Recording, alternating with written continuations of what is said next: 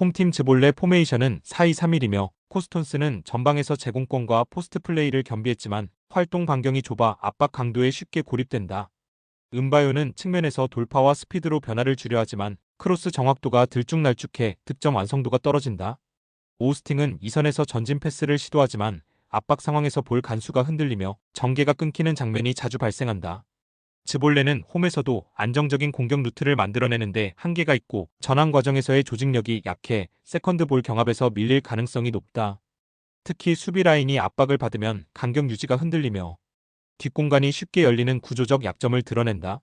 원정팀 고 어헤드 이글스 포메이션은 4-2-3-1이며 마가렛은 중앙에서 측면으로 대각선 침투하는 메잘라 무브먼트로 상대 수비 라인을 흔들 수 있는 자원이다.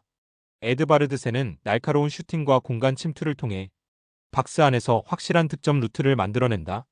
브렘은 중원에서 강한 압박과 템포 조율을 병행하며 빠른 전환을 통해 공격 전개를 끊김없이 이어간다. 이 팀은 전체적으로 전환 속도가 빠르고 상대 수비의 뒷공간을 집요하게 공략하며 경기 주도권을 쥘 수 있다. 특히 측면 돌파 이후 세밀한 컷백 플레이는 상대 수비를 무너뜨리는 핵심 패턴으로 작동한다. 고 어헤드 이글스는 마가렛의 침투 움직임과 에드바르드센의 마무리 능력을 앞세워 공격 루트를 다변화할 수 있다. 브렘의 전환 속도까지 더해져 경기 흐름을 주도할 가능성이 크다. 반면 즈볼레는 공격 루트의 단조로움과 뒷공간 불안으로 인해 반전의 여지가 제한적이다. 그래서 이번 경기는 고 어헤드 이글스가 원정에서 승리를 가져갈 가능성이 높다.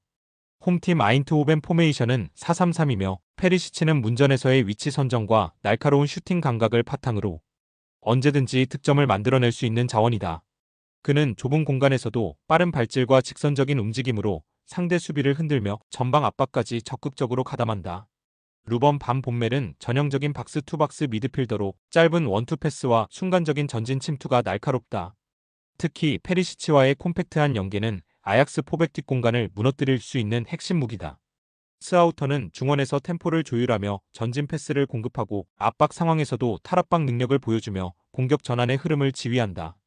아인트호벤은 이들의 조합을 바탕으로 박스 안 하프 스페이스를 집요하게 파고들며 다양한 루트에서 득점 찬스를 창출할 수 있다. 원정팀 아약스 포메이션은 4-2-3-1이며 베오르스트는 제공권과 포스트 플레이에서 확실한 무기를 갖추고 있어 세컨드 볼 상황에서 위협적이다. 그는 문전 움직임과 공중전 장악을 통해 공격의 중심으로 기능하지만 발 빠른 압박 앞에서는 전개가 끊길 수 있다. 라울 모로는 측면에서 드리블 돌파와 컷신으로 공격의 변화를 시도하며 순간적인 속도 변화로 수비 간격을 흔든다. 스티브는 이선에서 창의적인 패스와 침투 지원을 맡지만 압박 강도가 높아지면 볼 간수가 흔들리는 장면이 나온다. 아약스는 전방으로 나가는 전환 속도가 빠를 때는 날카로운 공격을 보여주지만 수비 블록 간격이 벌어질 경우 뒷공간을 쉽게 노출한다. 특히 포백 라인의 집중력이 후반으로 갈수록 떨어지는 문제는 여전히 해결되지 않은 숙제다. 아인트호벤은 페리시치와 루번 반 본멜의 유기적인 연계로 아약스 포백을 흔들 준비가 되어 있다. 스아우턴의 안정적인 템포 조율이 더해진다면 공격 루트는 한층 더 다채로워지고 홈에서는 경기 주도권을 확실히 쥘 수 있다. 아약스는 베오르스트와 라울 모로의 공격 루트를 앞세우겠지만 압박 강도와 수비 간격 관리에서 약점이 드러난다. 따라서 이번 경기는 아인트호벤이 전술적 완성도와 연계 패턴을 무기로 홈에서 승리를 가져갈 확률이 높다. 홈팀 헤렌벤 포메이션은 4-2-3-1이며 홈에서 안정감을 바탕으로 공격 템포를 끌어올린다. 벤테는 전방에서 제공권과 마무리를 모두 수행하며 상대 수비를 압박하는 움직임으로 공간을 흔든다. 메르벨트는 중원에서 전진 패스를 연결하며 수비와 공격을 잇는 징검다리 역할을 한다. 반 오베레엠은 이선에서 넓은 활동량으로 공간을 파고들고 순간적인 침투와 슈팅으로 위협을 더한다. 홈 경기에서는 전술적 자신감과 심리적 안정감이 더해져 선수들의 공격 완성도가 한층 올라간다. 그래서 헤렌벤은 네이메언을 상대로 전술과 심리 두 부분에서 모두 우위를 점할 가능성이 크다. 원정팀 네이메언 포메이션은 3-4-3이며 3백 기반으로 수비 안정을 도모하지만 뒷공간 관리에 취약하다. 오가와는 빠른 발을 활용해 측면에서 활로를 찾지만 결정적인 마무리에서는 세밀함이 부족하다. 체리는 중원에서 패스와 연계를 시도하나 압박 강도가 높아지면 전개 속도가 느려진다. 프로퍼는 제공권과 수비 기여도가 있지만 공격 전환 속도가 느려 빠른 템포를 대응하기 어렵다. 결정적으로 원정 경기에서는 심리적 불안이 겹쳐 전술적 완성도를 발휘하기 힘들다. 헤렌벤은 홈에서 강한 면모를 보여주며 벤테와 반 오베레엠의 활약이 더해지면 공격 루트가 완성된다. 메르벨트의 중원 조율이 안정적으로 이어지며 전술적 균형도 갖춰진다. 반면 네이메어는 원정에서의 심리적 부담과 전술적 불안이 겹쳐 수세에 몰릴 가능성이 크다. 그래서 이 경기는 헤렌벤이 홈에서 승리를 가져갈 가능성이 높다. 홈팀 알크마르 포메이션은 4-2-3-1이며 페럿은 최전방에서 침투 타이밍과 문전 마무리 능력이 탁월해 상대 수비 라인을 계속 위협한다.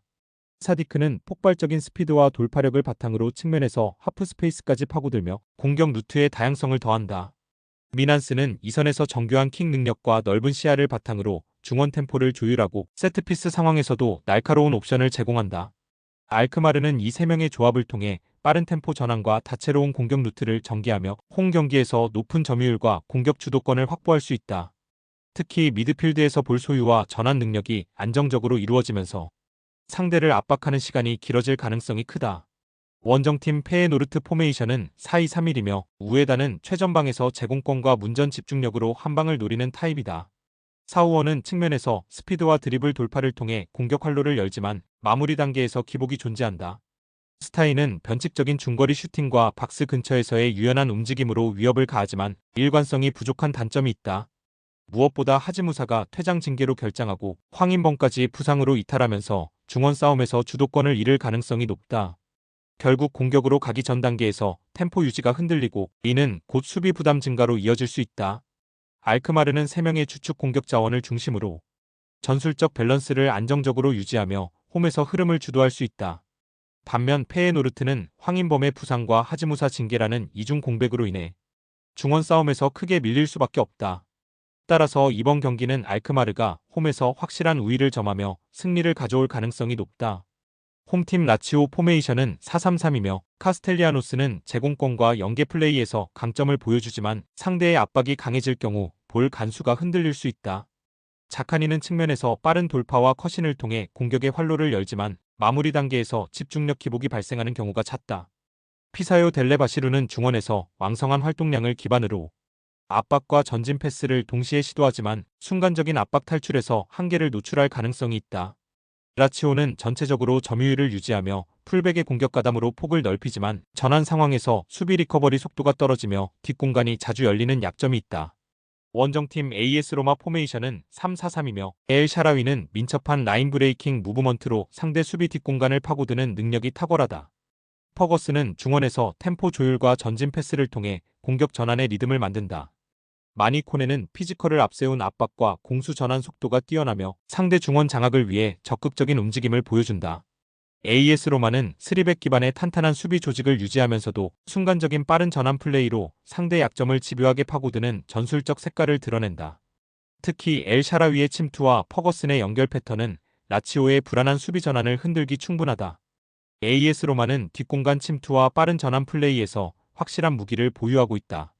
라치오는 홈에서 적극적으로 맞서겠지만 수비 집중력의 흔들림이 치명적인 약점으로 작용할 수 있다.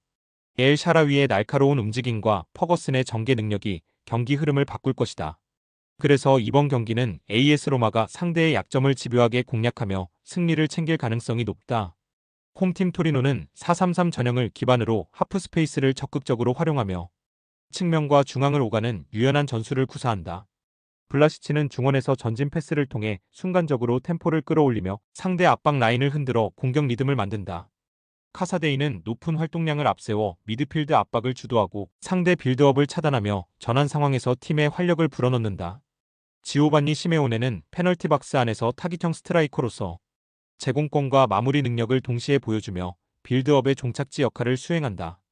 그리고 토리노는 후방 빌드업 과정에서 빠른 전환을 통해 전방으로 긴 패스를 공급하며 전방 압박에 시달리는 상황에서도 뚜렷한 탈출 루트를 보유하고 있다. 결국 토리노는 전술적으로 후반 체력에서 우위를 점할 수 있는 구조를 바탕으로 경기의 흐름을 자기 쪽으로 끌고 올 수 있는 잠재력이 크다. 원정팀 아탈란타는 3-4-3 전형을 중심으로 스카마카의 피지컬을 활용한 포스트 플레이와 네 케텔라에르의 하프 스페이스 탈압박 능력을 결합한다. 스카마카는 제공권과 포스트 플레이를 통해 이선으로 볼을 떨려주는 능력이 탁월하며 이 과정에서 파살리치가 박스 근처로 침투해 마무리를 시도하는 장면이 자주 나온다. 네 케텔라에르는 좁은 공간에서도 볼을 지켜내고 순간적인 드리블 돌파로 상대 수비를 교란해 공격의 변화를 만들어낸다. 하지만 주중 챔피언스리그 일정을 소화하며 주전 자원들의 체력 저하가 명확히 드러나고 있으며 후반으로 갈수록 압박 강도가 떨어지고 뒷공간 커버가 허술해진다. 파살리치 역시 중원에서 압박이 늦어지는 순간 상대에게 전환 속도를 빼앗기며 전방과 후방의 간격이 벌어지는 불안 요소를 안고 있다. 결국 아탈란타는 초반 공세는 위협적일 수 있지만 경기 시간이 길어질수록 체력 부담과 전개 속도 저하가 발목을 잡을 가능성이 크다. 토리노는 중원 압박과 빠른 전환을 통해 꾸준히 기회를 만들어낼 수 있으며 홈 경기라는 이점까지 안고 있다. 반면 아탈란타는 체력 누적과 후반 집중력 저하로 인해 흔들릴 가능성이 크다.